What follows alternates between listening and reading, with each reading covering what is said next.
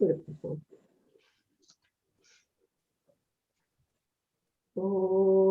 गणानां त्वां गणपतिं हवामहे कवीनामुपश्रवस्तमं राजं ब्रह्मणां ब्रह्मणपदानुशृण्वोति साधनं तदारम्भां शङ्कराचार्यमध्यमाम् अस्मदाचार्यपर्यन्तां वन्दे गुरुपरम्पराम्. नमस्कार मंडळी, सगळेजण म्यूटवर जा प्लीज. आपण आता सुरू करतोय. तर आपले ज्ञानेश्वरीचे जे दोन्ही सत्संग आहेत त्यांचा आता दुसरा अध्याय सुरू होणार आहे आणि त्याच्यामध्ये कर्मयोग आहे. तर कर्मयोग सुरू करण्यापूर्वी आपले काही कॉन्सेप्ट क्लिअर करायचे म्हणून आजचा प्रपंच आहे. तर आज 3 भाग असतील. एक म्हणजे कर्म म्हणजे काय, निष्काम कर्म म्हणजे काय. Sorry please go on the mute.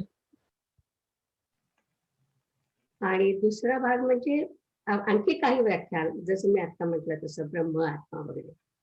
आणि तिसरा भाग या कर्माचा आपल्या जीवनावर काय परिणाम होतो ते आपण, म्हणजे थोडक्यात पुनर्जन्माची कथा आहे. तर मी आज जे काही सांगणार आहे ते आदी शंकराचार्याच्या तत्वबोध या ग्रंथातून घेतलेलं आहे. आणि तसंच आपले 12वे शंकराचार्य जे होते विद्यारण्य स्वामी, त्यांनी पंचदशी नावाचा ग्रंथ लिहिलाय. त्याच्यामध्ये तत्वबोधातल्याच काही गोष्टी अगदी सोप्या करून सांगितलेल्या आहेत आणि म्हणून त्याचा पण मी आधार घेतलाय. आणि नेहमीप्रमाणे मी सांगते की ऋतम वचनी सत्यम वचनी, म्हणजे मी जे काय सांगते ते सत्यम म्हणजे वेदातलं ज्ञान आहे आणि ऋतम म्हणजे त्यातलं मला जे काय समजलं तेवढं सांगते. तर पहिला विषय असा आहे की निष्काम कर्म. आता कर्म म्हणजे काय, तर त्याची व्याख्या आपल्याला अशी दिली आहे की सॉरी माझं हे मध्ये येते का लिस्ट, लोकांची लिस्ट मध्ये येते का नाही ना? व्यवस्थित आहे, व्यवस्थित आहे. ओके. हा, तर व्याख्या अशी दिली आहे की आपल्या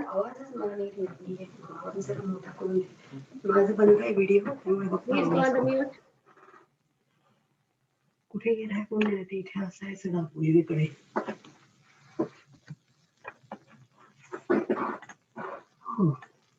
ओके.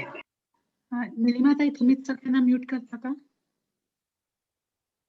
पण मला ते जर असू दे, आता झालं मला वाटतं. मी सगळ्यांना हाईड केलं त्यामुळे मला दिसत नाही. Okay, anyway.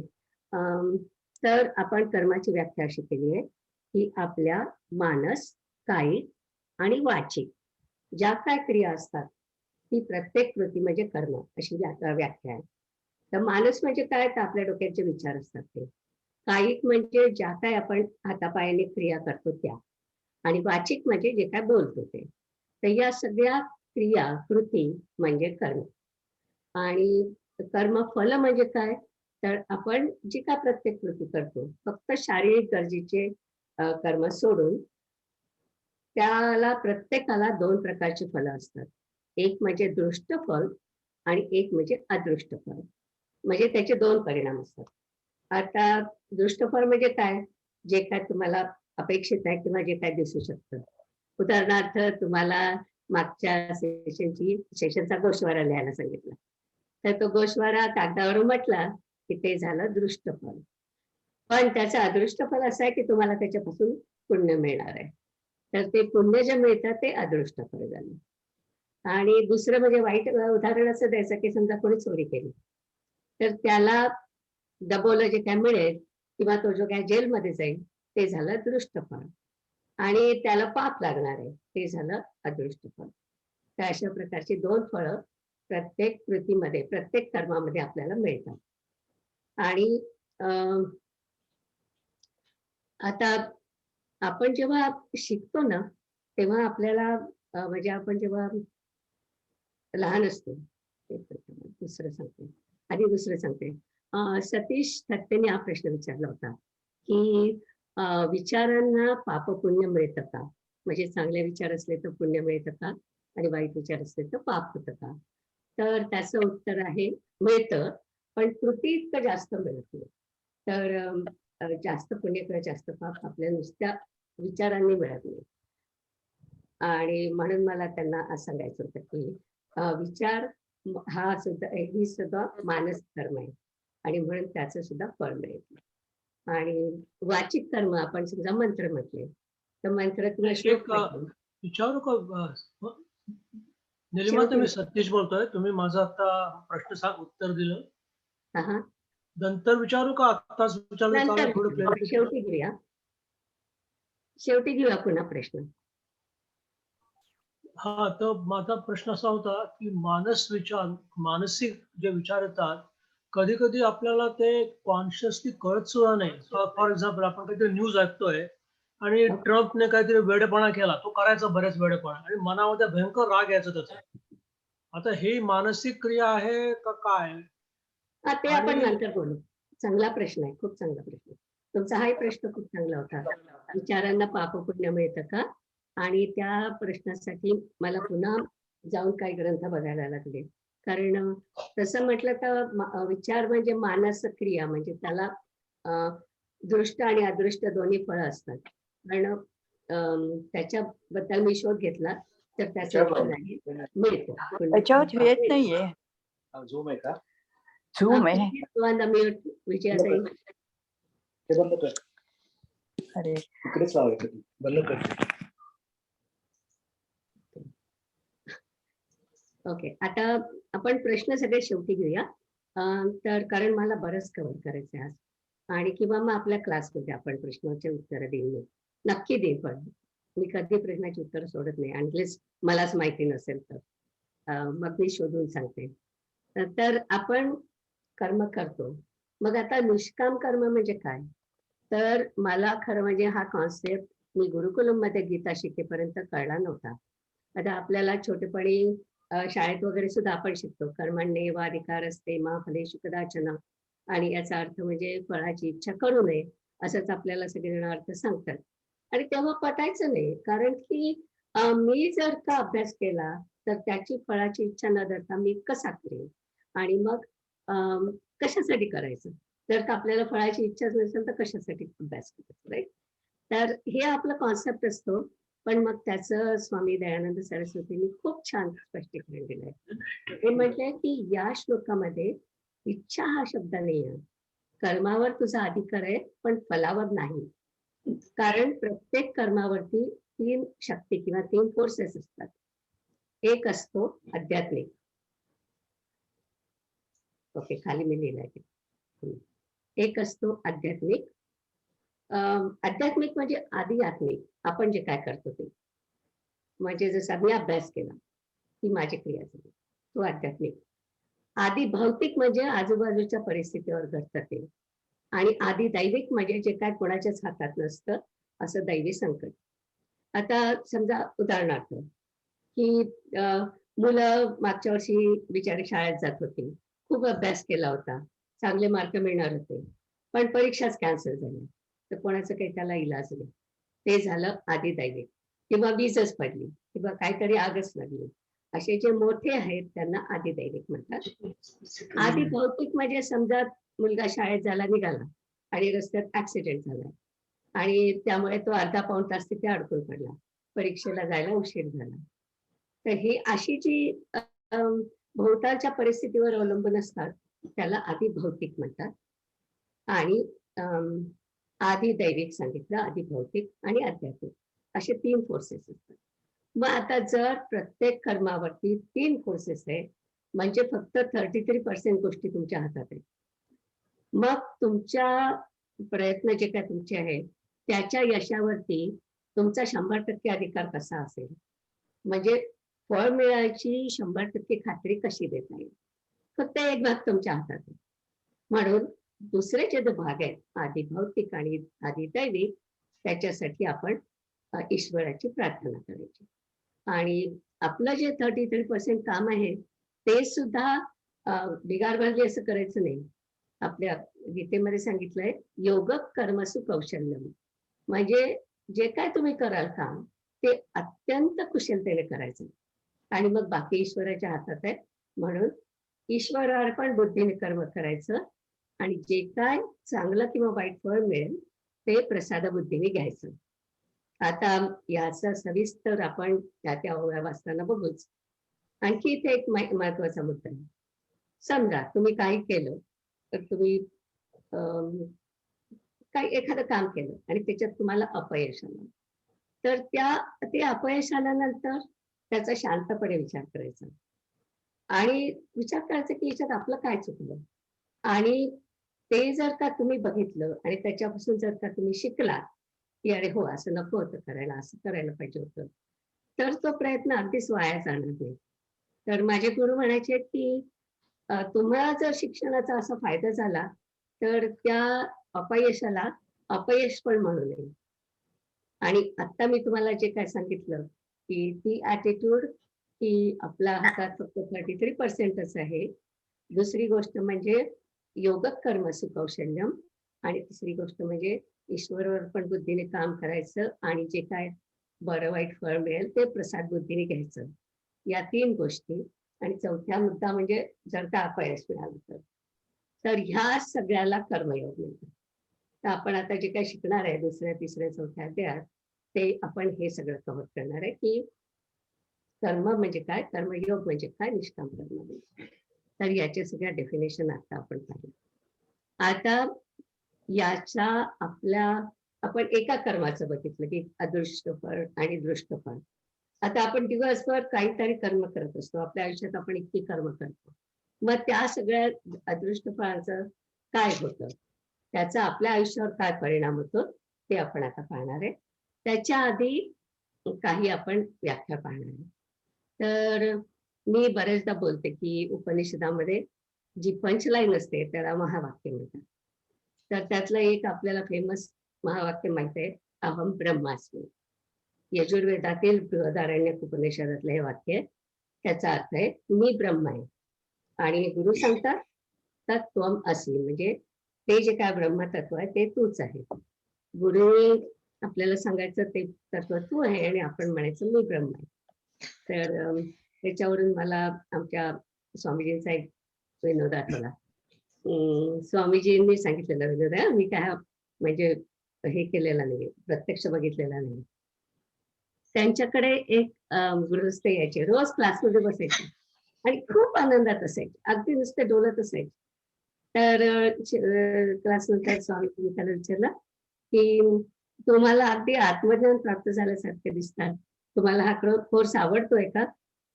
तर ते म्हणाले स्वामीजी कोणालाही आवडेल, म्हणजे मी घरीच जातो, मी कामाला जातो आणि माझा बॉस म्हणतो काय मूर्ख आहे, किती चुका करतोस.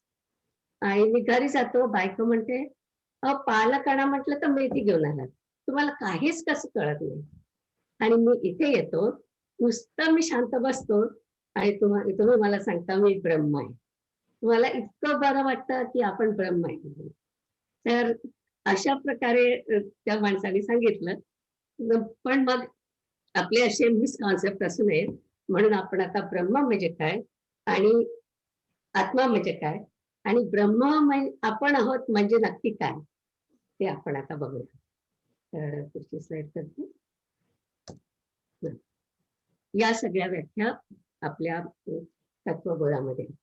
तर ब्रह्म म्हणजे विश्वकर्ता व विश्वाला गतिमान ठेवणारं शुद्ध चैतन्य म्हणजे ब्रह्म.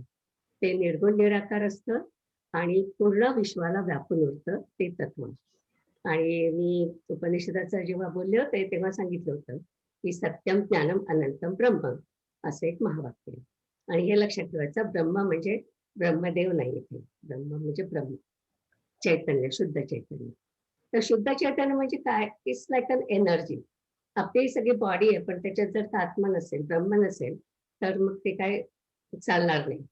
तर म्हणून एनर्जायझरची जशी बॅटरी असते तसं आत्म्याचं आपण समजायचं. तर हे चैतन्य सगळ्यामध्ये असतं, दगडामध्ये असतं, वस्तूंमध्ये सुप्त स्वरूपात असतं. जसे की ॲटॉमिक एनर्जी असते, ती काय आपल्याला दिसत नाही पण प्रत्येक ॲटम मध्ये एनर्जी असते, राईट. प्रोटॉन्स असतात, इलेक्ट्रॉन्स असतात. तसं हे ब्रह्म असतं की ते सगळीकडे असतं. आणि त्याच चैतन्याचा एक भाग जो प्राणी मात्रांच्या शरीरात असतो त्याला आत्मा म्हणायचं.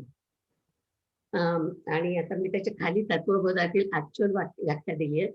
तर स्थूल सूक्ष्म कारण शरीरादी व्यतिरिक्त पंचकोशातीत अवस्थात्रय साक्षी सच्चिदानंद स्वरूप सन यस्तिष्ठती स आत्मा. ही टिपिकल तत्वबोधातल्या अशा व्याख्या आहेत. आणि मग विद्यारण्य स्वामींनी त्या सोप्या करून सांगितल्या. आणि मग आता माया म्हणजे काय, तर ब्रह्माने एक शक्ती निर्माण केली. आपण आधी सांगितलं की ब्रह्माला काही गुण नाही आहेत, ते निर्गुण निराकार आहे. पण त्याला एकोहम बहुश्यामी असं त्याला वाटलं, म्हणून त्याने निर्माण केलेली जी शक्ती, ज्यामुळे अनंत जीव अव्यक्तातून व्यक्त होतात. आणि मायेला सत्व रज तम हे गुण असतात. ओके. आणि आता ईश्वर म्हणजे काय, आपण हे सगळे शब्द खूप असे रॅन्डमली वापरतो, पण ईश्वर म्हणजे ब्रह्म प्लस माया आणि म्हणजेच सगुण ब्रह्म. निर्गुण ब्रह्माला ईश्वर म्हणत नाही. सगुण ब्रह्म म्हणजे ईश्वर म्हणजेच ब्रह्म आणि माया याचं कॉम्बिनेशन असतं. आणि मग ब्रह्म आणि माया या ईश्वराने पंचमहाभूत निर्माण केले. आपली सृष्टीची जी प्रक्रिया आपल्या 7व्या अध्यायात येणार आहे, तर आधी ब्रह्म, मग त्याने माया निर्माण केली. ब्रह्म आणि मायाने एकूण पंचमहाभूत निर्माण केली. आणि आकाश, वायू, तेज, अग्नी आणि पृथ्वी हे पंचमहाभूत. आणि मग ईश्वर आणि पंचमहाभूत यांच्या एकूण कॉम्बिनेशननी मग आपल्या शरीरातले काही भाग निर्माण झाले. तर ते कसं, ते आता आपण पुढे बघूया. आता काय फक्त याच्यातलं राहिलं ते सांगते.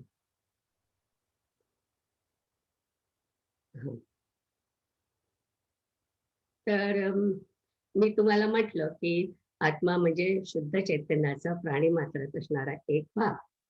तर तो कसा असतो, तो सूर्यासारखा असतो. म्हणजे तो तिथे असतो पण तो स्वतः काही करत नाही. किंवा आपण मगाशी म्हटलं तसं बॅटरी ऍक्च्युअली काही करत नाही, पण बॅटरीच्या करंटमुळे आपल्याला एनर्जी येते, राईट. आणि त्याच्यामुळे आपण म्हणजे बॅटरीच्या करंटमुळे वस्तूला एनर्जी येते, आपल्याला आत्म्यामुळे एनर्जी येते. तर ह्याचं एक खूप गमतीदार उदाहरण आहे. तर ते मी तुमच्याशी शेअर करते. संत बहिणाबाई म्हणजे तुकारामांची शिष्या जी होती, तिला खूप माहिती होती, ही सगळी अध्यात्माची माहिती तिला खूप होती. आणि तुकारामांची बायको आवडी, तिला अजिबात इंटरेस्ट नव्हता. पण तिने एकदा विचारलं बहिणाबाईला की तुम्ही म्हणता आत्मा आत्मा, म्हणजे आत्मा म्हणजे काय. तर बहिणाबाईंनी अगदी प्रेमाने त्यांना समजून सांगितलं की असं असं असतं. आत्मा आपल्या शरीरात असतो, सूर्यासारखा असतो. तो स्वतः काही करत नाही, पण त्याच्यामुळे आपल्या देहाचे सगळे व्यवहार होतात. तर आवडी म्हणते म्हणजे आमच्या येड्यावानीच की, ती तुकाराम महाराजांना वेडा म्हणायची, म्हणजे आमच्या येड्यावानीच केलं. तर अगदी हिला भरून आलं बहिणाबाईला. म्हटली हो हो, अगदी तुकाराम महाराज म्हणजे अगदी आत्माच काय ब्रह्मस्वरूप आहेत. ते अगदी त्यांना आत्मज्ञान प्राप्त झालं, अगदी ब्रह्मस्वरूप आहे. तर ती म्हणली तसं नाही व, एकटा कामाला हात लावत नाही, पण त्याहीच्या वाचून तर भागत नाही, असं तिने एक्सप्लेन केलं. आणि मला ते इतकं आवडलं. म्हटलं ही व्याख्या लक्षात ठेवायला किती सोपी आहे की एकटा कामाला हात लावत नाही, पण त्याहीच्या वाचून तर भागत नाही. आत्माच नसेल तर आपलं काय होणार ना. आणि तर असं आपण हे बघितलं. आता मग हे माया आणि ब्रह्म म्हणजे ईश्वर आणि पंचमहाभूत हे मिळून आपलं काय काय करतात ते आता आपण बघू. आता माझा हा चार्ट आहे, याच्यामध्ये इथपासून सुरू करते. हे मागे जे येलो दिसतंय पूर्ण लाईट येलो कलर, ते ब्रह्म आहे. ब्रह्म सगळीकडे. ओके, बॅकग्राऊंड पूर्ण ब्रह्म आहे. त्याचा एक भाग म्हणजे आत्मा, आणि तो मी स्टार मध्ये दाखवला आहे. नंतर आपल्या शरीराचे 3 भाग असतात. आपण त्याला देहात्रय अतिथा म्हणजे गणपतीचं वर्णन करताना आपण म्हणतो देहात्रय अतिथा. तर कोणते 3 देह गणपतीला नसतात? तर हे 3 देह नसतात, स्थूल शरीर, सूक्ष्म शरीर आणि कारण शरीर. आता कारण शरीर म्हणजे ब्रह्माची व्यक्तीला निर्माण करण्याची इच्छा. म्हणजे प्रत्येक प्राणी मात्र जे काय निर्माण केलं जातं असं म्हणतात की त्याच्या मागे ब्रह्माची इच्छा असते आणि त्याच्यामुळेच आपण जन्माला येतो. तर ही जी इच्छा असते ते कारण शरीर. आणखी त्याच्या बऱ्याच क्वालिटीज आहेत, पण सध्या पुरतं आपण एवढंच बघूया की ब्रह्माची इच्छा म्हणजे कारण शरीर. नंतर स्थूल शरीर. स्थूल शरीर म्हणजे आपले जे काय दिसू शकतात अवयव, किंवा समजा आपण पोट फोडून पाहिलं तर आपल्याला आपली इंटेस्टाईन दिसेल, ती पण हे असं सगळं सॉलिड जे आहे हे स्थूल शरीर. ती पण व्याख्या सोपी आहे. आता सूक्ष्म शरीर आहे त्याच्याकडे मी थोडा 2 मिनिटांनी येते, कारण ते जरा कॉम्प्लिकेटेड आहे. तर मगाशी आपण म्हटलं की आपण जे काय करतो कर्म, त्याचं आपल्याला दृष्ट फळ मिळतं आणि अदृष्ट फळ मिळतं. तर हे सगळे आपल्या जन्माचे अदृष्ट फळ, या जन्माचे नाही मागच्या जन्माचे पण अदृष्ट फळ, याचा हा डेटाबेस आहे. इकडे निळा जो डब्बा दिसतोय तो डब्बा म्हणजे डेटाबेस आहे, त्याला संचित कर्म म्हणतात. त्याच्यामध्ये आपल्या सगळ्या जन्मांचं कर्म तिथे गोळा केलेलं असतं. तर ते झालं संचित कर्म. आणि त्याच्यातला एक तुकडा घेऊन आपण जन्माला येतो, ते म्हणजे प्रारब्ध कर्म. म्हणजे माझा हा हिरवा चौकोन, तर तो चौकोन घेऊन हे बाळ जन्माला येतं. आणि तो चौकोन कोण ठरवतं? तर कारण शरीर ठरवतं. आणि ते कसं ते आपण आणखी पुढे थोडस बघणार आहोत. तर सध्या पुढे एवढंच बघूया की संचित कर्म म्हणजे सगळ्या जन्मांचं कर्म, त्याच्यातला एक भाग म्हणजे प्रारब्ध कर्म, ते घेऊन आपण जन्माला येतो. तर आता हे 3 शरीर झाले, आत्मा झाला आणि प्रारब्ध कर्म. आता हे सगळं घेऊन हे बाळ जन्माला येणार. आणि हे किती दिवस जगणार? जोपर्यंत ते प्रारब्ध कर्म संपत नाही तोपर्यंत. जेव्हा ते प्रारब्ध कर्म संपतं तेव्हा माणसाचा जीव जातो. आणि जेव्हा जीव जातो तेव्हा हा तिथे खाली सॅड फेस दिसतोय, तो त्याने सगळं प्रारब्ध कर्म संपवलंय. मग आता त्याचा जीव जाणार. मग आता त्याने जीव तर गेलाय, पण म्हणजे त्यांनी आता जे काय आगामी कर्म जमा होतं ते कुठे जातं? तर ते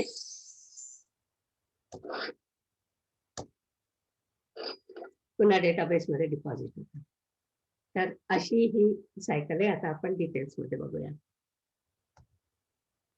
देहाचे 3 भाग म्हटलं आपण. ते स्थूल शरीर म्हणजे देहाच्या दिसणाऱ्या गोष्टी, ज्याला जडत्व असतं, ते सॉलिड असतात ते.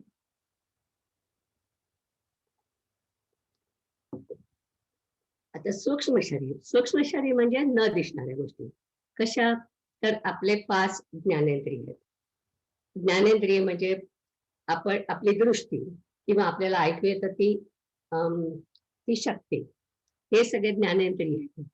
कर्मेंद्रिय म्हणजे आपले हात पाय जे काय ऍक्च्युअल चालतात त्या गोष्टी, त्या 5 असतात. 5 प्राण. तर 5 प्राण आपण नेहमी म्हणतो पंचप्राण कंठाशी आले वगैरे असं.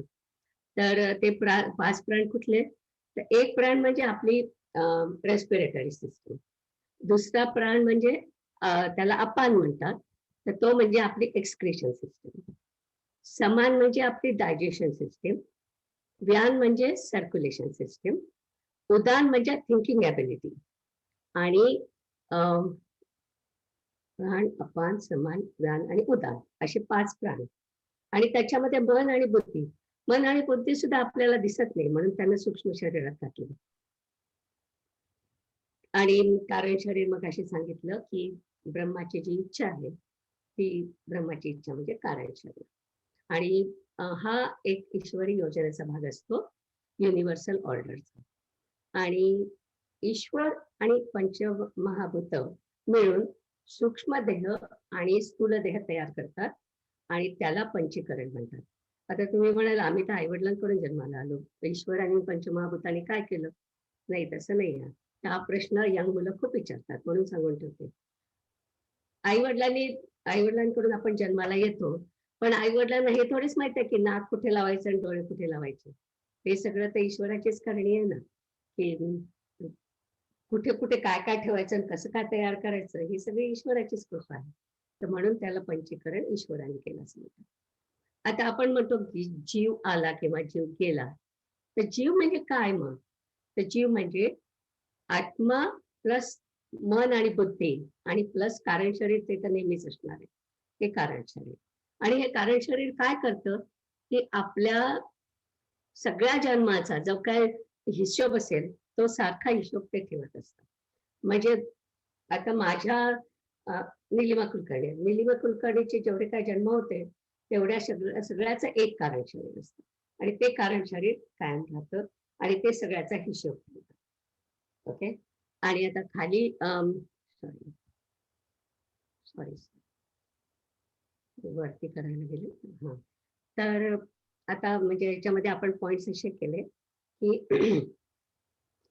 हा जो जीव आहे तो प्रारब्ध कर्मामुळे आपल्या शरीरात येतो आणि त्याला कारण शरीर कारण असतं आणि त्याच्यामुळे व्यक्ती आणि प्राणी निर्माण होतात.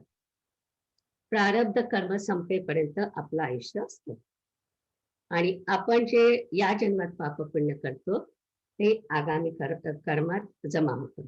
आणि ऍक्च्युअली आपण जेव्हा असं म्हणतो ना प्रारब्ध कर्म, संचित कर्म आणि आगामी कर्म, ऍक्च्युअली ते कर्म फळ आहे. म्हणजे आगामी कर्म आपण म्हणतो, पण आपण जे काही काम केलं त्याचं फळ जे आहे ते आगामी कर्म असतं. पण आगामी कर्म फळ म्हणण्याच्या ऐवजी त्याला आगामी कर्मच म्हणतात. ओके. आणि मग मेल्यावर शरीरातून जीव बाहेर जातो आणि शरीराचे सूक्ष्म शरीराचे काही भाग, म्हणजे आपण मगाशी म्हटलं ना की सूक्ष्म शरीर कोण तयार करतं? पंचमहाभूत मिळून तयार होतं. तर आपल्या शरीरातले काही भाग पंचमहाभूतापासून आलेले असतात. त्याची बरीच मोठी प्रक्रिया, आता आपल्याला ते डिस्कस करायचं नाहीये. तर ते सगळे पंचमहाभूतात विलीन होतात.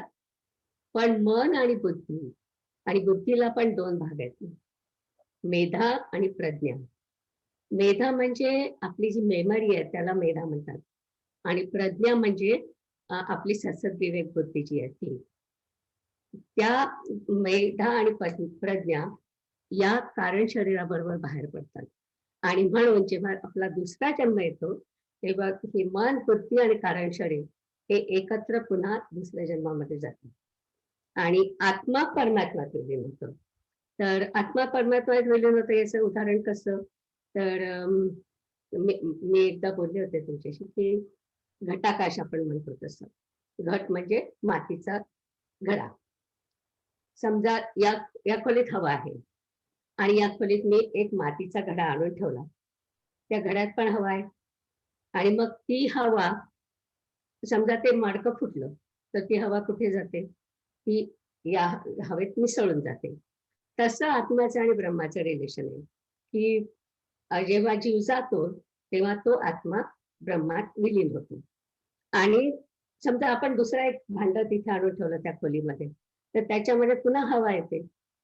तर आपल्याला असं सांगता येतं का की ही हवा त्या भांड्यात होती तीच हवा याच्यात आली? तसं नसतं. किंवा दुसरं उदाहरण दिलं जातं समुद्र आणि लाटेचं. ब्रह्म म्हणजे पूर्ण समुद्र आणि त्याच्यावर ज्या लाटा येतात ते आपलं एक एक आयुष्य असं समजलं जातं. तर ही लाट वेळली तर ते सगळं पाणी पुन्हा ब्रह्मात जातं, राईट? आणि मग पुन्हा समुद्रात जातं आणि मग पुन्हा दुसरी लाट तयार होते. मग ते पण पाणीच असतं. बेसिकली सगळं पाणीच असतं, म्हणजे सगळं ब्रह्मच असतं. तर असा तो कॉन्सेप्ट आहे. नंतर तुम्ही या जन्मात काय काय केलं त्यावरून आगामी कर्मात पुन्हा जन्म घ्यायचा आणि ते ठरतं. तुम्ही जर का खूप पुण्य केलं असेल तर तुम्ही स्वर्गात जाता. पण हे लक्षात ठेवायचं की स्वर्गाची कल्पना या इतर धर्मांसारखी नाही आपल्या धर्मामध्ये. स्वर्ग म्हणजे हवाईसारखं आहे. तुम्ही एवढं पुण्य केलं ना, मग तुम्ही हवाईला जा, तेवढं पैसे संपले की तुम्ही परत येता. तसं तेवढं पुण्य संपलं की तुम्ही त्या स्वर्गातून परत येता. आणि स्वर्ग सुद्धा 7 स्वर्ग आहेत. आज आपण त्याच्याबद्दल बोलणार नाहीये, पण स्वर्ग सुद्धा 7 लेवल्स आहेत स्वर्गाचे. तर तुम्ही कितीही पुण्य केलं त्याच्याप्रमाणे त्या कुठल्या लेवलला तुम्ही जाणार ते असतं. पण तिथून सुद्धा तुम्ही पुन्हा जन्म घेऊन परत येणार आहात. कारण ते it's like a bonus. It's not, म्हणजे तो मोक्ष नाहीये स्वर्गात जाणं. हा मोक्ष म्हणजे या संपूर्ण याच्यातून तुम्ही पूर्ण ब्रह्मात विलीन होऊन जातात तो मोक्ष. पुढे जाऊया. ओके.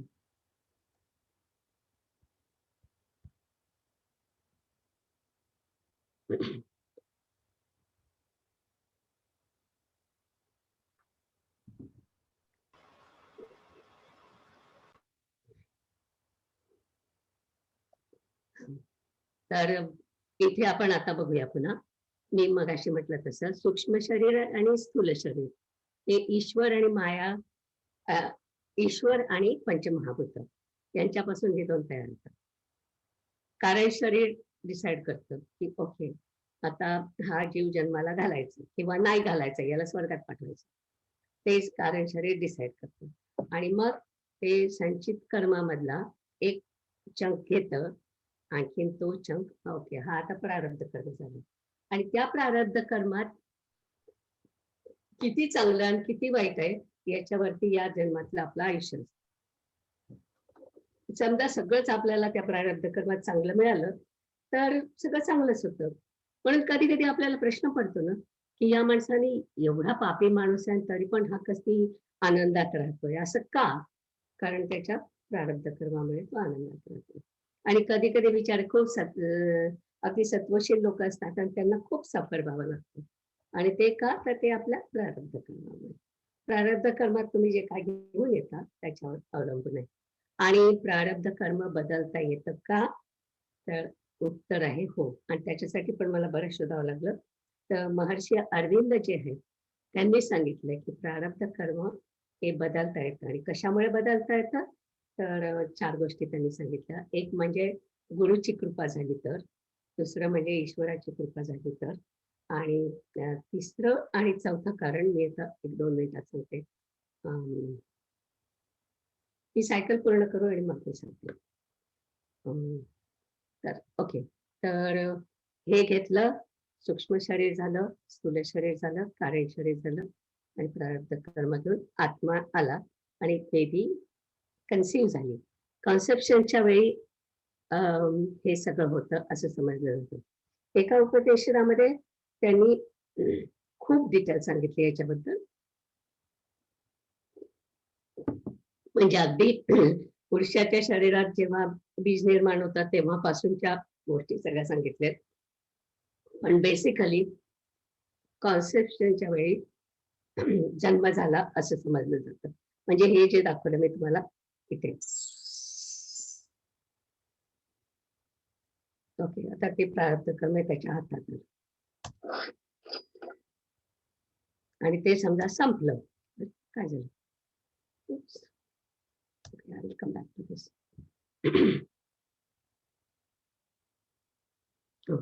आणि त्यांनी पूर्ण प्रारब्ध कर्म समजा संपवलं तर ते तो माणूस मरतो. आणि तो माणूस मरला की त्याचं आगामी कर्म इकडे डिपॉझिट, आणि मग ते आगामी कर्म डिपॉझिट होतं. आणि सूक्ष्म शरीरातलं मन आणि बुद्धी आणि कारण शरीर हे 3 मिळून पुन्हा याच्यातलं एक चंक येतं आणि पुन्हा सायकल सुरू राहते. अशी सायकल सुरू राहते कुठपर्यंत? जोपर्यंत त्या पर्टिक्युलर कशाला म्हणू कारण शरीराला सुट्टी मिळत नाही तोपर्यंत. त्याला मोक्ष मिळाला की सगळं संपलं. कंटिन्यू याला मागे जायचं.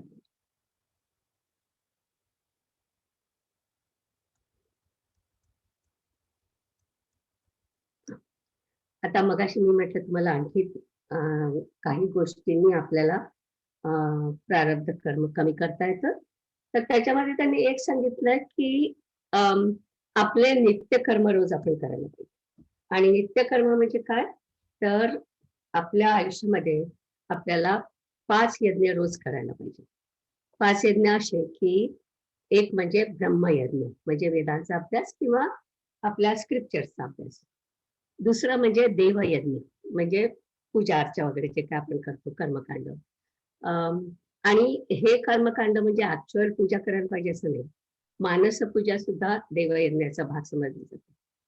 नंतर पितृयज्ञ. पितृयज्ञ म्हणजे पितरांचं स्मरण. तर पितरांचं स्मरण जेव्हा आपण म्हणतो तेव्हा मला याच्याबद्दल प्रॉब्लेम होता. मी माझ्या गुरुजींना विचारलं, म्हटलं रोज पितरांचं स्मरण करण्याचं काय कारण आहे? कारण आपण श्राद्ध करतो किंवा पक्ष करतो, तेव्हा तर आपण पितरांचं स्मरण करतो. तर त्यांनी मला खूप छान सांगितलं. ते म्हणे की हे पितरांचं स्मरण खरं म्हणजे आंघोळ करताना करायचं असतं. का बरं? कारण की आपण जे शरीर आहे, त्या माझं शरीर म्हणायचं नाही, इदम शरीरम म्हणायचं. म्हणजे हे शरीर. आणि हे शरीर कुठून आलं? की माझ्या पूर्वजांनी त्यांनी जे काय दिलंय ते. आणि आपल्यामध्ये जे काय चांगले गुण आहेत किंवा चांगलं समजा कोणी सुंदर दिसत असेल, तर ते सुंदर दिसणं कुठून आलंय? कोणाचे तरी पूर्वजांचे DNA आले आणि त्याच्याबद्दल आपण त्यांना एक प्रकारचं थँक्यू म्हणत असतो. म्हणून ते पितरांचं स्मरण करायचं असतं. किंवा कोणी खूप हुशार असेल, तर ते हुशारी आपल्या डोक्यात जाऊ नये. आपल्याला हे लक्षात ठेवायला पाहिजे, की हे सगळं काय मला कोणाचे तरी DNA मिळाले माझ्या फॅमिलीतल्या आणि म्हणून मला एवढी बुद्धी मिळाली. तर म्हणून ते पितृयज्ञ करायचा असतो रोज. आणि भूतयज्ञ. भूतयज्ञ अशासाठी की भूतयज्ञ म्हणजे प्राणी आणि झाडं म्हणजे मनुष्य सोडून कशाची तरी सेवा करायची, इतर जीवांची सेवा करायची. आणि मनुष्य यज्ञ म्हणजे इतर मनुष्य प्राण्यांची सेवा करायची. उदाहरणार्थ कोणाला तुम्ही मदत केली किंवा कोणाला दान केलं किंवा साधं तुमच्या घरात समजा म्हातारे लोक आहेत आणि त्यांना तुम्ही काहीतरी वाचून दाखवलं किंवा त्यांच्यासाठी स्वयंपाक केला व्हॉट तर मुलांसाठी स्वयंपाक केला, ते सुद्धा मनुष्य यज्ञ आहे. तर अशा प्रकारचे 5 यज्ञ रोज करायचे असतात. त्याला नित्यकर्म म्हणतात. नंतर नैमित्तिक कर्म. नैमित्तिक कर्म म्हणजे प्रासंगिक पूजा किंवा दानधर्म आपण जेव्हा करतो. आणि दान म्हणजे काय पैशाचं दानच नाही, विद्यादान सुद्धा खूप मोठं दान आहे. तर ते करायचं असतं, पण ते ऑकेजनली करायचं, ते काय रोज करायला पाहिजे असं नाही. आणि आणखीन एक शब्द आपल्याकडे नेहमी येणार आहे, तो म्हणजे स्वकर्म. तर स्वकर्म म्हणजे काय? तर आपल्याला आयुष्यात खूप रोल्स करायचे असतात, भूमिका करायची असतात. म्हणजे आता मी मुलगी होते, मग म्हणजे मुलगी आहे अजून माझ्या आई वडिलांची. आणि मग लग्न झालं, मग मी बायको झाली, मग मुलांची आई आहे.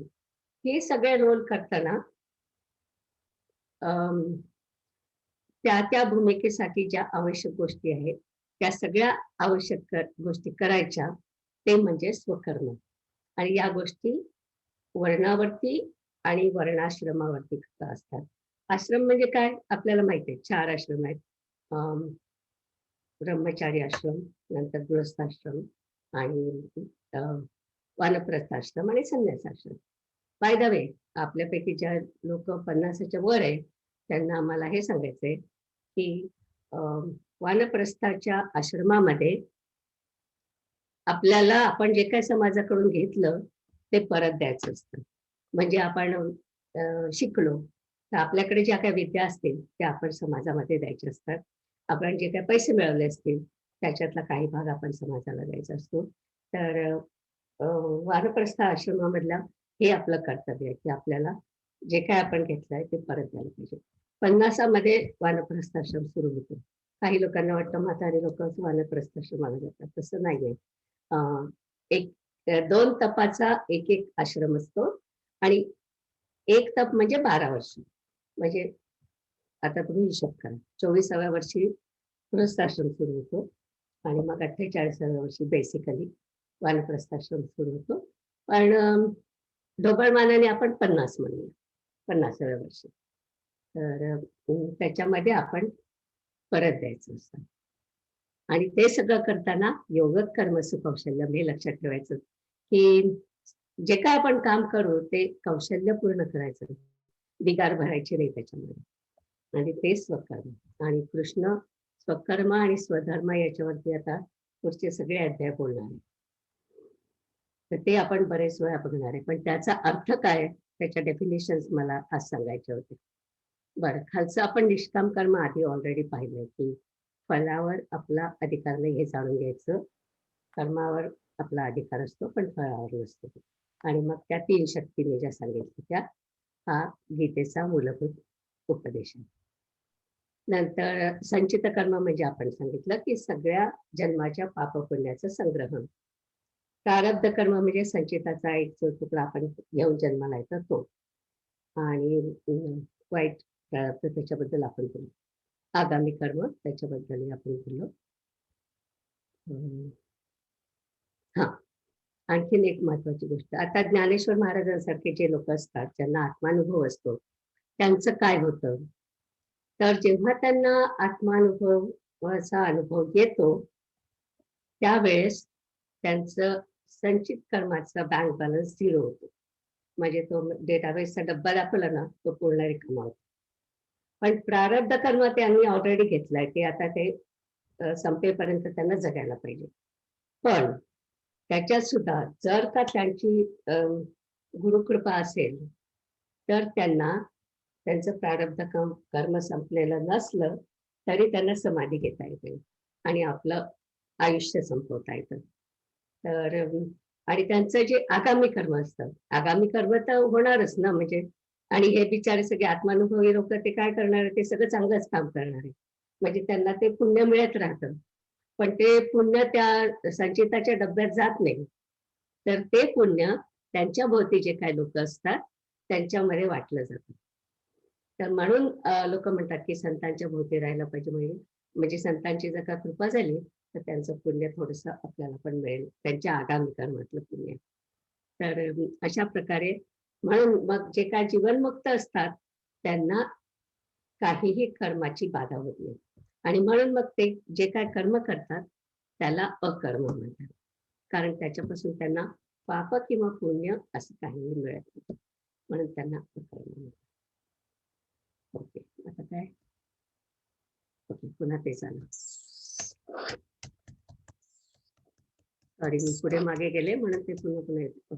ओके, झालं. आता मी स्टॉप शेअरिंग करते आणि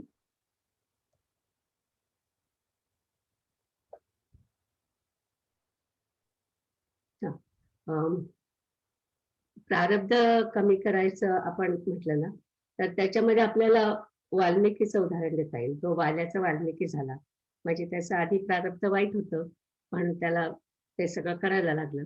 पण जेव्हा त्यांनी एवढी प्रार्थना केली तेव्हा त्याचं बदललं सगळं पुढचं आणि त्याला चांगलं आयुष्य जगायला मिळालं, अकर्माचं झालं. आणि नैष्कर्म सिद्धी, तर त्याच्याबद्दल आता मी जास्त बोलत नाही, फक्त एवढंच सांगते की नैष्कर्म सिद्धी ही जीवनमुक्ताची अवस्था असते. आता आपण जसं म्हटलं ना की त्याला काही त्याने केलं तरी त्याला पाप किंवा पुण्य याचा काही परिणाम होत नाही, तर ते जे काय आहे, सॉरी,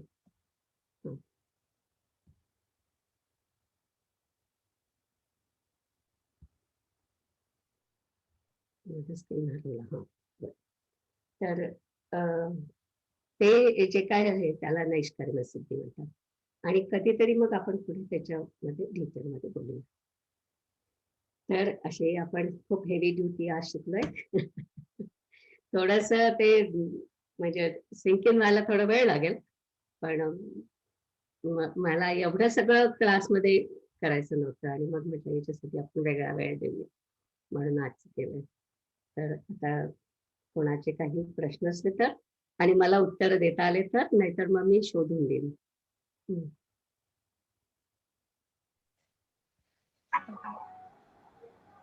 तर निलिमाचा एक प्रश्न असा आहे की म्हणजे जर समजा तुमचं आयुष्य लांब असेल तर तुमचं प्रारब्ध कर्म खूप जास्त होतं असं म्हणता येईल का? हो हो, अगदी अगदी.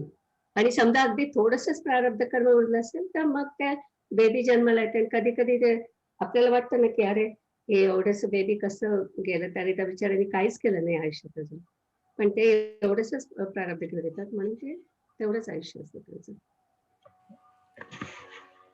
मला एक प्रश्न होता, आता आपण म्हटलं प्रारब्ध कर्म कमी करता येतं का, तर वाल्याकोळ्याची गोष्ट आपण ऐकली, पण प्रारब्ध त्याचे पुण्य असेल म्हणून नारद मुनी भेटले आणि हे प्रारब्धातूनच आलं की त्याने पुण्य केल्यामुळे प्रारब्ध बदललं असं, म्हणजे हा, गुड क्वेश्चन. किंवा एक नाही, असं म्हणतात की वाल्याचं उदाहरण ऍक्च्युअली त्या एका ग्रंथामध्ये आहे की वाल्याचा, तो ग्रंथाचं मला आता नाव नाही आठवत आहे, मला वाटतं चिन्मयानंदांच्या ग्रंथामध्ये. मी तुम्हाला ते शोधून सांगेन की कुठे मी ते वाचलेलं होतं, पण त्यांनी या संदर्भामध्ये वाल्याचं उदाहरण दिलेलं होतं की तो प्रारब्ध घेऊन आला होता आणि त्यांनी चांगल्या गोष्टी केल्या म्हणून मग त्याचं प्रारब्ध बदललं, अशा प्रकारे. मला वाटतं चिन्मयानंदांचंच होतं ते पुस्तक, मी शोधून सांगते तुम्हाला. दुसरा एक प्रश्न होता, कारण शरीर म्हणजे कारण शरीरामुळे संचित मिळतं की संचित आपलं असतं, ते कारण शरीर आपण जन्मोजन्मी तेच असतं आणि संचितातनं एक एक आपण भाग घेऊन तो प्रारब्ध करून तो भोगायला लागतो, असं असतं. Correct correct. कारण शरीर फक्त हे करतं की आपल्या संचितामधून हे काढायचं आणि सगळं एकत्र करायचं आणि कोण कोणाला जन्माला येणार. कारण सृष्टीची जी सगळी ऑर्डर आहे ती सगळी ऑर्डर ब्रह्म ठरवतं. ब्रह्म म्हणजेच कारण शरीर. आणि त्याच्यामध्ये आता आपण म्हणतो ना की समजा टिळक जन्माला आले तर त्यांचं आयुष्यामध्ये हे कारण होतं असं. तर तसं ऍक्च्युली प्रत्येकाचंच काहीतरी कारण असतं. म्हणजे काही वाईट लोक जे जन्माला येतात त्यांचं पण तेच कारण असतं की त्यांना काहीतरी काड्या करायच्या असतात म्हणून, आणि मग कोणीतरी चांगला माणूस येऊन ते दुरुस्त करतं असं. मी कोणाची नावं घेत नाहीये. तोंड बंद करून बसते, माझा नवरा रागवतो काही काढलं तसं. मला एक प्रश्न विचारायचा आहे. काय म्हटलं? हा, शोभा नाही, मी शोभा. मी एक प्रश्न विचारला होता की आपण कधी कधी विचार करतो की अमुक एक गोष्ट करायची आणि ती आपल्या हातून होत नाही, तर ते कर्मात त्याची भर पडते का? म्हणजे असा विचार येऊन गेला मनात आणि हा, तर त्याचं उत्तर मी एकदा बोलले होते त्याच्याबद्दल कधीतरी एका क्लासमध्ये. सॉरी. हा, तर मी त्याच्याबद्दल एकदा बोलले होते की विदुराचं त्याच्यावरती उत्तर आहे. म्हणजे हे म्हणले ना सगळेजण, द्रोणाचार्य, कृपाचार्य द्रौपदी वस्त्रहरणाच्या वेळी की आम्हाला वाटलं होतं पण आमचे हात बांधलेले होते, आमचं अमकं होतं, आमची प्रतिज्ञा होती, व्हॉट एव्हर, पण त्यांच्या मनात विचार चांगले होते, राईट. तर आपण मगाशी म्हटलं तसं चांगले मनात विचार आहे म्हणजे त्यांना त्याचं पुण्य मिळायला पाहिजे. पण जेव्हा तुम्ही अन्याय बघता आणि त्याच्या बद्दल काहीच करत नाही, तर तुम्ही जे अन्याय करणार आहेत त्यांच्या इतकेच तुम्ही गुन्हेगार असता. तर मग त्याचं काही तुम्हाला पुण्य मिळणार नाही. नुसतं म्हणायचं नाही की हा माझ्या मनात होतं पण मी काही मदत करू शकलो नाही, ते बरोबर नाही. तुम्हाला त्यावेळेस करायलाच पाहिजे होते. तर असं मला वाटतं त्या सिच्युएशन प्रमाणे पण असतं की जर का तुम्ही नुसतं अन्याय पाहिला आणि नुसतं मनात आहे, काय केलं नाही, त्याला काय अर्थ आहे, राईट. सो तेव्हा मग तुम्हाला पुण्य येणार नाही, तेव्हा तुम्ही गुन्हेगारच ठरता. आणि जसं प्रत्येकाचं प्रारब्ध आहे तसं एक कलेक्टिव्ह प्रारब्ध कर्म सुद्धा आहे की नाही, असतं की नाही का? त्याच्याबद्दल मला थोडी शंका. मी ते कॉस्मिक कर्म असं म्हणतात, पण ते मला वाटतं बुद्धिझम मध्ये आणखीन आपल्या याच्यामध्ये नागार्जुनाची जी थेअरी आहे शून्यवाद, त्यांच्याकडे तसं आहे. पण आपल्या याच्यामध्ये मला कुठेही सापडलं नाही की कलेक्टिव्ह काय असेल ते. कारण मी एका स्वामीजींचं पुस्तक वाचलं होतं, त्यात त्यांनी म्हणजे असं हे काही नव्हतं, फिलॉसॉफिकल काही नव्हतं, पण त्यांनी आताची जी परिस्थिती आली ना त्याच्याविषयी त्यांनी लिहिलंय की वाईट परिस्थिती येणार कारण कलेक्टिव्ह प्रारब्ध कर्म आहे ते चांगलं नाही म्हणून. तर ते सुधारण्यासाठी काही करता येईल का? कारण आपण इंडिव्हिज्युअल तर करू पण कलेक्टिव्ह साठी. मग ते कलेक्टिव्ह प्रारब्धाची कल्पना मला याच्यात सापडली नाही, तत्वबोधामध्ये किंवा पंचदशीमध्ये सापडली नाही. पण एक मिनिट, तर काय म्हणत होते बरं, कलेक्टिव्ह प्रारब्धाची कल्पना बुद्ध धर्मामध्ये जास्त आहे. आणि त्यांचा म्हणजे सांख्यवादामधून त्यांचं आलेलं आहे ना, तर जे लोक जास्त कसं म्हणू, मला वाटतं नागार्जुनाची जी शून्यवाद आहे त्या आपल्याही धर्मामध्ये खूप प्रकार आहेत ना, तर मध्वाचार्य, नागार्जुन, आणखीन शंकराचार्य. तर आपण जे फॉलो करतोय ते शंकराचार्यांचं आहे. आणि त्याच्याशिवाय त्यांच्या ज्या थिअरी आहेत, आपण पूर्णवाद म्हणतो, म्हणजे सगळं नेहमीच आहे, पूर्ण आहे, त्यांचा शून्यवाद आहे नागार्जुनाचा. तर त्यांची ऑल टुगेदर वेगळी थिअरी आहे. आणि त्याच्यात मला वाटतं कलेक्टिव्ह प्रारब्ध आहे, पण मला माहिती नाही.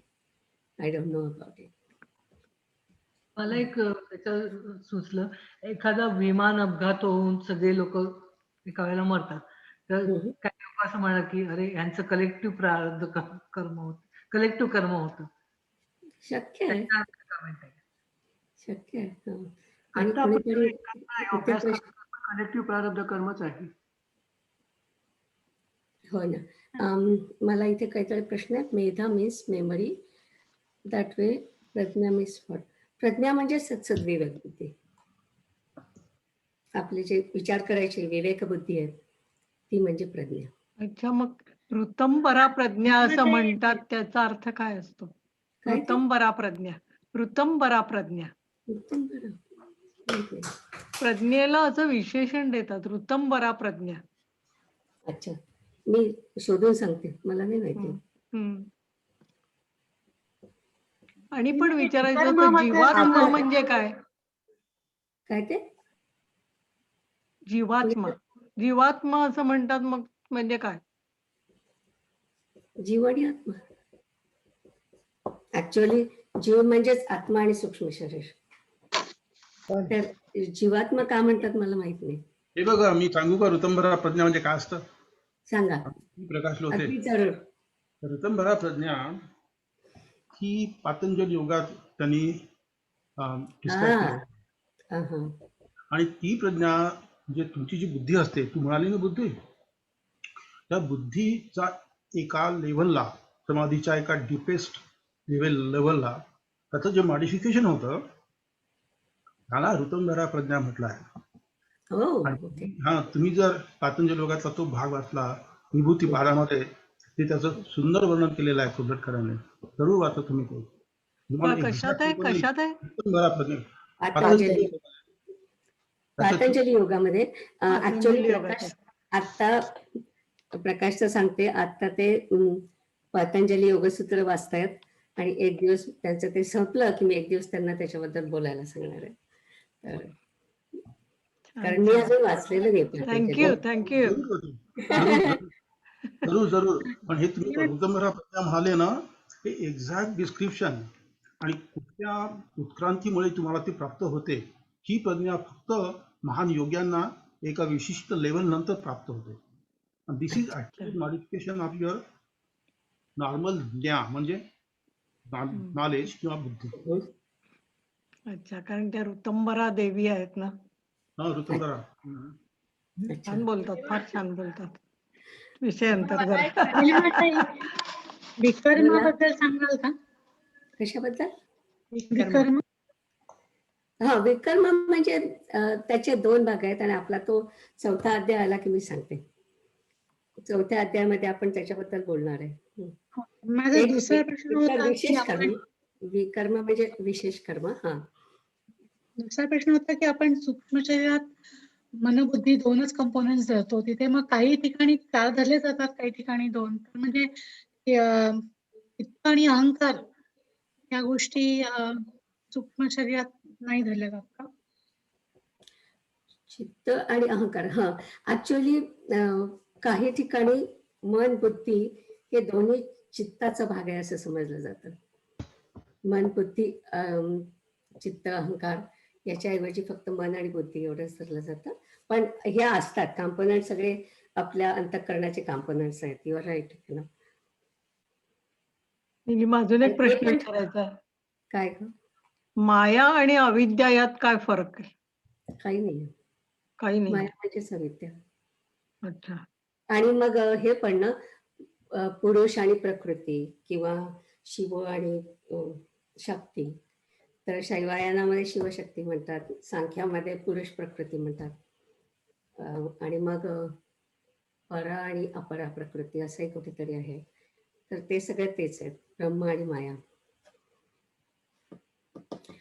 कोणीतरी इथे प्रश्न विचारला, where does the proportion of कर्मास in each individual come from?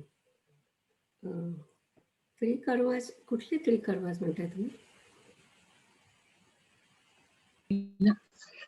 I mean 3 gunas. हा, 3 गुणास. हा, Yes. Right right right. ते पण तुमच्या प्रारब्धावरच अवलंबून असतं. जर का तुमचं सगळं तेच म्हटलं, ते कारण शरीर खूप काम करतं. त्याच्यात सगळं हे ठरवतं की आता याच्यामध्ये किती गुण घालायचे, आणि ते आपल्या मागच्या जन्मावरती अवलंबून असतं आणि आपल्याला जो काय प्रारब्धाचा तुकडा मिळणार आहे त्याच्यावरती अवलंबून असतं. 2 गोष्टींवर अवलंबून असतं आणि मग त्याच्याप्रमाणे ते ठरतं. नीलिमाता, एक प्रश्न आहे. पण मग असं म्हणता येईल का की तीन एक गुण जे मिनिट. त्या 3 गुण जे त्या कॉझल बॉडी मध्ये आहेत ते हं. ते चेंज होत असायला पाहिजेत पूर्ण आयुष्यामध्ये. Otherwise how will a person become जीवनमुक्त? काजल बाळीमध्ये नसतात. I am sorry. राईट. सात्विक म्हणजे the whole idea is to go toward सात्विक गुण, राईट? करेक्ट. हा, तर त्यामुळे ते गुण चेंज व्हायला पाहिजेत होतात ना ते. आयुष्यामध्ये. तर आयुष्यामध्ये ते होतात ना. हा, आणि ते जर कारण शरीरातनं जर ते येत असतील तर मग कारण शरीरच इन अ सेन्स चेंज होणार. नाही, कारण शरीर काहीच करत नाही. Just a weakness kind of thing. It doesn't do anything, पण ते ठरवतं मात्र. आत्मा इज विटनेस. हा, आत्मा इज विटनेस. हो, बरोबर आहे तुमचं. आत्मा इज विटनेस. पण हे जे प्रपोर्शन वगैरे येतात, ते प्रपोर्शन आपण जर का चांगलं कर्म केलं तर ते बदलतात, राईट? थँक्यू. पण जीवनमुक्त झाला म्हणजे काय, त्याचा जीव नाहीसाच झाला म्हणजे कारण शरीर नाहीसच जायला पाहिजे. नाही, तसं नाहीये ते. जीवनमुक्त म्हणजे फक्त त्यांचं आता संचित कर्म काही होणार नाही. त्यांना आता आगामी कर्मामध्ये त्यांना अकर्म होतं सगळं त्यांचं. That's all. म्हणजे त्यांना त्यांचं आता काय कारण शरीर राहतच, कारण शरीर राहतच म्हणजे कारण शरीर राहणारच शेवटपर्यंत. कारण शरीर तर राहीलच ना शेवटपर्यंत. कारण it's like a pointer, right? So तो पॉइंटर गेला तर मग काय, शेवटी त्यांनी समाधी घेतली किंवा काय झालं की मग ते मोक्ष मिळाला त्याला. मग तेव्हा सगळं संपणार. नीलिमाता, एक प्रश्न आहे. त्याच्यामध्ये तुम्ही मगाशी म्हणलात अविद्या म्हणजेच माया. तर माझा असं समज होता की अविद्या म्हणजे आत्म्याबद्दलचं अज्ञान म्हणजे अविद्या. ज्ञान म्हणजे तुम्हाला आत्मज्ञान झालं म्हणजे तुम्ही ज्ञानी झालात. हे ज्ञान म्हणजे फिजिकल विषयांचं ज्ञान नाही, पण आत्माचं ज्ञान म्हणजे ज्ञानी झालात. आत्मज्ञान. आणि नाही, अविद्या अविद्या म्हणजे माया पण म्हणतात. बरोबर. आत्म्याबद्दलचं अज्ञान म्हणजे माया कसं होईल? माया म्हणजे त्यांनी नाही, आत्म्याबद्दलचं अज्ञान म्हणजे नाही. अविद्या म्हणजे माया. मला हे नक्की माहिती आहे. अविद्या म्हणजे माया. ओके. आपल्या धर्मामध्ये अविद्या म्हणजे माया.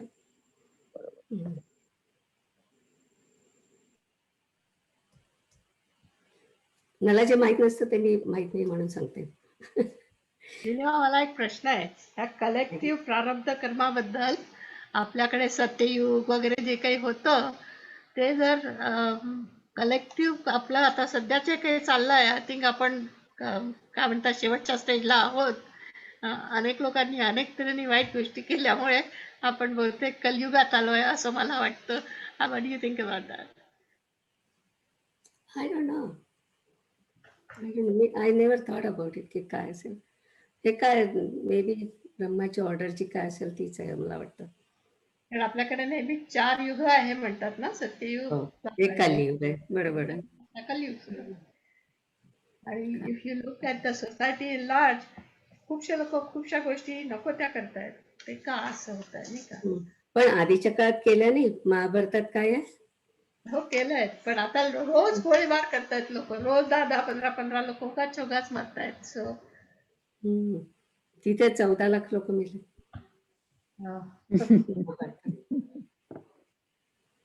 ते काय ते होतच राहतं. आता रामायण घडलं तेव्हा सुद्धा सगळं झालंच असेल मला वाटतं. एवढं आले युद्ध झाले तर काहीतरी होणारच ना त्याच्यामध्ये. नीलिमाताई, एक प्रश्न विचारू?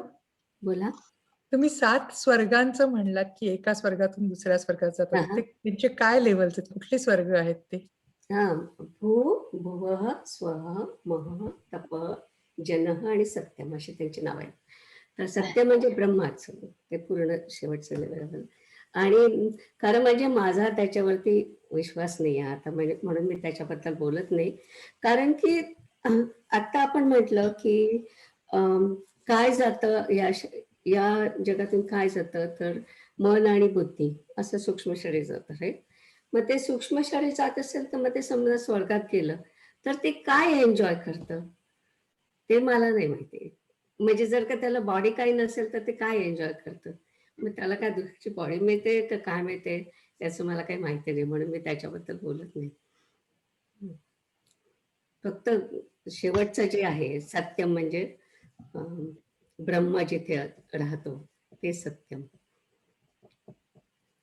आणि माहित नाही, कदाचित ही स्वर्गाची आयडिया आय डोंट नो कशी काय ती या सगळ्या सायकल मध्ये कशी बसते ते मला माहिती नाही, म्हणून मी तेवढंच म्हटलं की तुम्ही जाता स्वर्गात आणि मग तिथून परत येता. प्रकाश, तुम्हाला काही सांगायचंय? नाही नाही, ती स्वर्गाची जी कल्पना आहे तू म्हणाली ते जे 7 आहेत ते ते बरोबर आहे. ते त्याच्यात सगळ्यात डिस्क्राईब केले ते 7 वर आणि 7 खाली. ते पाताळ सुद्धा प्रकारचे पाताळ आहे. आणि जसं रसातळ म्हणतो आपण, ते एक प्रकारचं पाताळ आहे. पाताळ म्हणजे सगळ्यात खालचं असं. पण स्वर्गाची कल्पना अशी आहे की रामदास स्वामी म्हणतात की जो सूक्ष्म देह असतो ना, तर तुम्ही म्हणता मला म्हणजे देह म्हणजे मनाला यातना होतात. तर सूक्ष्म देह राहतो आणि या ज्या यातना सहन करणार असतो ते सूक्ष्म देह सहन करतो. आणि तुमचं मन आणि तुमची बुद्धी, शरीर नसतं तुम्हाला. पण पुष्कळ शरीराच्या यातनापेक्षा मनाच्या यातना जास्ती भयंकर असतात, हे आपण सगळे जाणतो. खरंय. पण मग आपल्याला कसं ना पूर्वीच्या काळी किंवा सिनेमामध्ये असं दाखवतात की स्वर्ग म्हणजे असा इंद्र बसलाय आणि त्याला काय काय मदिरा देतोय, अमका देतोय. मी म्हटलं फक्त मन आणि बुद्धीच तिथे जात असेल तर ते मदिरा वगैरे काय करणार आहे ना ते, किंवा समजा खूप अशा बायका वगैरे त्यांना दिसतात वगैरे असं. तर तुम्हाला कॉन्सेप्ट जर अवघड वाटतो कळायला. एनिवे, मी जेव्हा जास्त शिकेन त्याच्याबद्दल तेव्हा बोलेन. आता मला नाही माहिती स्वर्गाचं काही. मला मला माधव फडकेंनी एक सुंदर पुस्तक दिलं होतं. कुठलं? माधव फडकेंनी एक पुस्तक माहिती आहे त्याचं नव्हतं की पीस ऑफ हेवन काहीतरी असं, त्या न्यूरोलॉजिस्ट लिहिलेलं. एक न्यूरोसर्जन असतो आणि त्याला मेनिंजायटिस होतो आणि he goes in coma for 1 month. असं नाव आहे प्रूफ ऑफ हेवन. कोणाला जर वाचायचं असेल जरूर वाचा. पुस्तकाचं नाव आहे प्रूफ ऑफ हेवन. आणि त्यांनी स्वर्ग डिस्क्राईब केला. पण त्या स्वर्ग डिस्क्राईब करताना त्यांना म्हणजे मुख्यतः काय दिसलं, सुंदर सूर्यप्रकाश, इंद्रधनुष्य, बटरफ्लाय हे त्यांनी वर्णन केलंय. आणि ओम हा आवाज त्याला ऐकू आला. आता हा मनुष्य ख्रिश्चन आणि याला सतत ओम ओम ओम हा आवाज त्याला ऐकू येत होता. आता बोला तुम्ही काय म्हणाल. ग्रुप ऑफ हेवन जरूर वाचा ते पुस्तक. Group of heaven. Group of heaven neurosurgeon वधील कोमा फॉर 1. अजून जिवंत आहे तो माणूस. अच्छा. आमच्याकडे पुस्तक आहे ते तुम्हाला दाखवू शकतो मी तुम्हाला. गुगल करा proof of haven. It was a best seller. एक प्रश्न आहे. आपण म्हटलं की फळांची अपेक्षा न करता कर्म करायचं म्हणजे कठीण आहे, मग कशाला करायचं असं वाटतं. मग ते फळांची अपेक्षा धरली नाही की त्या फळांच्या रिझल्ट मधून मुक्ती मिळत जाते. म्हणजे चांगली आणि वाईट दोन्ही फळं तुम्हाला बांधू शकत नाहीत आणि तुम्ही फ्री होत जाता. आणि मग तुमचं संचित कर्मही राहत नाही, प्रारब्ध भोगून संपलं आणि क्रियामान राहत नाही. मग that is the state of जीवनमुक्त म्हणजे वासनांमधनं मुक्ती. आणि मग वासना नसल्या की शरीर पण तुम्हाला घ्यावं लागत नाही. अशा प्रकारे तुम्हाला मुक्ती मिळते. म्हणून फळाची अपेक्षा न धरणं हे उचित असं सांगतात. हो, अगदी खरं. आता मला पटलं. पण मला म्हणजे फळाची अपेक्षा नाही करायची हे काय होतं तेच कळत नव्हतं. पण फळाची अपेक्षा असं नाहीये, फळावर तुमचा अधिकार नाहीये, कारण की त्याच्यावरती बाकीचे फोर्सेस आहेत म्हणून. आणि तुमच्याकडे फक्त तुम्ही जे काय कराल तेवढंच तुमच्या हातात आहे, बाकीचं तुमच्या हातात नाहीये. आणि ते मला खूप पटलं की हा बरोबर आहे. जर का आपल्या हातात एवढा 1/3 भाग आहे तर मग पूर्ण जे काय रिझल्ट येईल त्याच्यावर कसा आपला अधिकार राहील पूर्ण. म्हणजे आपण ते तर काय करू शकत नाही ना. आणि ही आपण जाणीव ठेवली की मग मला वाटतं की आपली ॲटिट्यूडच बदलते. आय थिंक सगळंच काय आपण करतो म्हणून होतं असं नाही. एक काहीतरी आणखी प्रश्न आहे, ब्रह्मा विष्णू महेश. हां, तर ऍक्च्युअली अंजली तो आणखीन एक अगदी वेगळा विषय आहे. कारण की तू जे ब्रह्मा विष्णू महेश म्हणतेस ते सगळं प्रातिभासिक सत्य असं समजलं जातं. ते म्हणजे आपण वेदामधले देव असतात ते वेगळे, आणि आपण हे जे पूजा करतो जे देव आहेत त्यांना प्रातिभासिक सत्याच्या लेवलवरचे देव म्हणतात. आणि बहुतेक सगळे देव ते पुराणातून आले आहेत. सो ते कुठल्या स्वर्गात राहतात हे मला पुराणात पाहायला पाहिजे. सांगेन पण मी कधीतरी कुठल्या स्वर्गात राहतात ते. असे त्यांनी सांगितलंय की अमक्याची मुलं या स्वर्गात राहतात, तमक्याची मुलं त्या स्वर्गात राहतात. निलिमाताई, मला एक प्रश्न विचारायचा होता. प्रारब्ध कर्म जे आपण बरोबर आणतो किंवा आपल्या बरोबर येतो, त्याच्यामध्ये म्हणजे मी जे एक लेक्चर स्वामी तदात्मानंदांचं ऐकलं होतं त्याच्यात त्यांनी एक्सप्लेन केलं होतं की तुम्ही ह्या जन्मात जे पुण्य करता किंवा पाप करता तर त्या कर्मांमधलं काही पर्सेंटेज आपल्याला त्याचं फळ ह्या जन्मात मिळतं, काही त्या संचित कर्मामध्ये होतं जमा. तर म्हणजे मग तुम्ही प्रारब्ध कर्म थोडं बदलताय थोडक्यात, पाप किंवा पुण्य ह्या जन्मात जे करता थोडा बदलतात, थोड्या प्रमाणात तुम्ही त्यांनी 25% ऍक्च्युली काइंड ऑफ मला वाटतं दाखवलं होतं. 25% ह्या जन्माला मिळतं, 25% आगामी कदाचित का असं काहीतरी, आणि संचित कर्माला 50. मी चुकीचाही नंबर सांगत असेल पण अशा प्रकारे थोडंफार बदलता येतं. तेच म्हटलं, प्रारब्ध कर्म पूर्ण नाही बदलता येत पण थोडंफार बदलता येतं.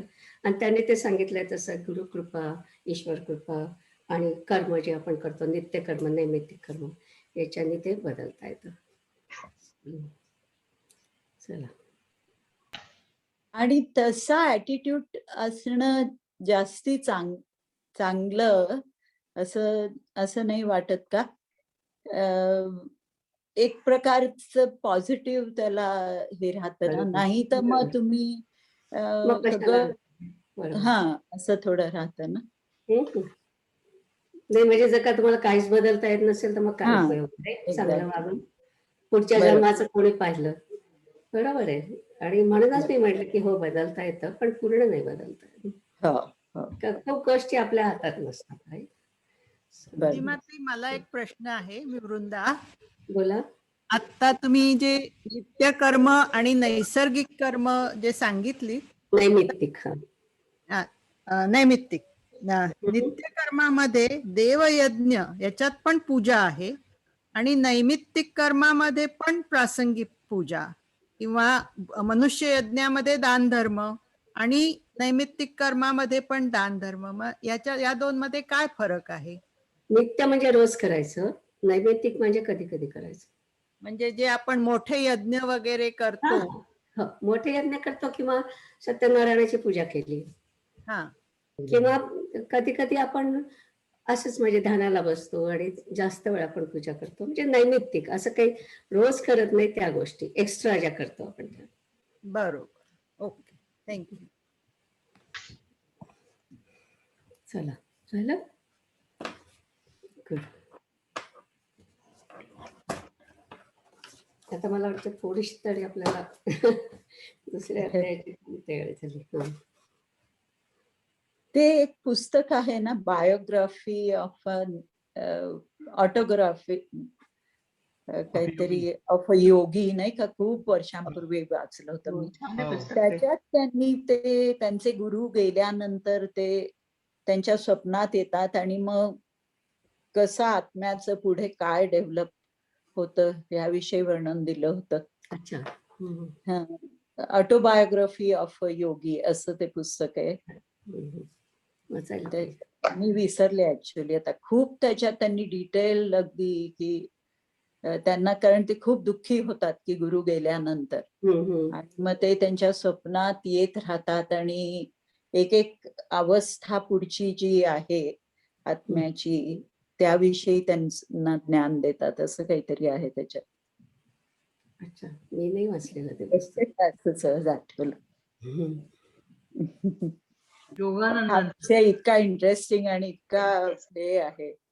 हो त्याला आणि खूप गहन कॉम्प्लेक्स आहे तो विषय. बरोबर. पण म्हटलं मला एक प्रश्न होता की मागे मी कुठलं तरी एक पुस्तक वाचलं होतं, त्या बाईनी स्वतःच्या जीवनाचा अनुभव सांगितला होता की तिला कॅन्सर होतो आणि नंतर ती हॉस्पिटलमध्ये जाते आणि तिने हे केलेलं आहे, संबंध वर्णन केलंय की ती she was out of her body आणि शी कुड सी, ते लोक तिला सर्वाइव्ह करायला ट्राय करतात, ते रेस्पिरेटर लावलं आहे सगळं म्हणजे असं.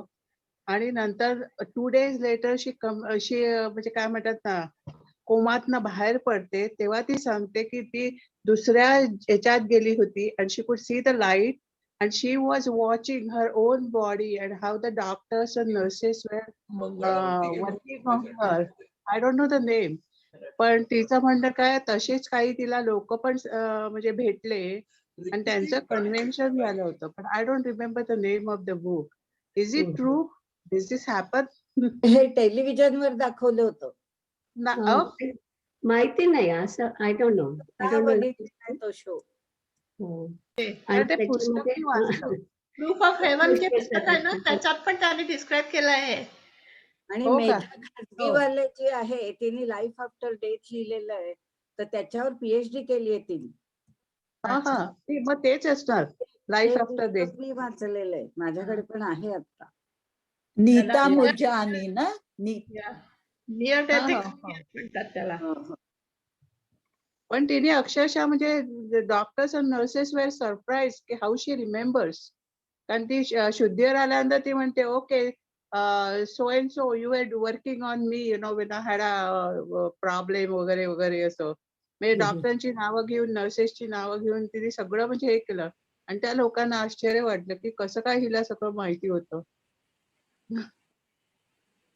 मला वाटतं ते 2020 ह्या प्रोग्राम मध्ये दाखवलं होतं त्यांनी. मला पाहिल्याचं आठवतंय टेलिव्हिजन. मी टीव्हीवर नाही, पण पुस्तक वाचल्यानंतर I was you know like kind of you start thinking की खरंच आहे का असं. माहिती नाही. ते मेधा खाजगीवालेचं पुस्तक वाच, म्हणजे तुला कळेल त्यात सगळं. ओके ओके, चला झालं. गहन विषय. हो हो, गहन विषय आणि खूप मोठा आहे. आपण एक थोडासा भाग पाहिला त्यातला आता. ओके, हे विचार बोललं तरी कमीच असेल. आता संपवते. हा, ओके, थँक्यू. पूर्णमदः पूर्णमिदं पूर्णात् पूर्णमुदच्यते पूर्णस्य पूर्णमादाय पूर्णमेवावशिष्यते. शांती शांती. हरि ओम. श्री गुरुभ्यो नमः. हरि ओम. Thank you Nilima, thank you very much. Thank you. तुम्ही पण माहिती सांगितली.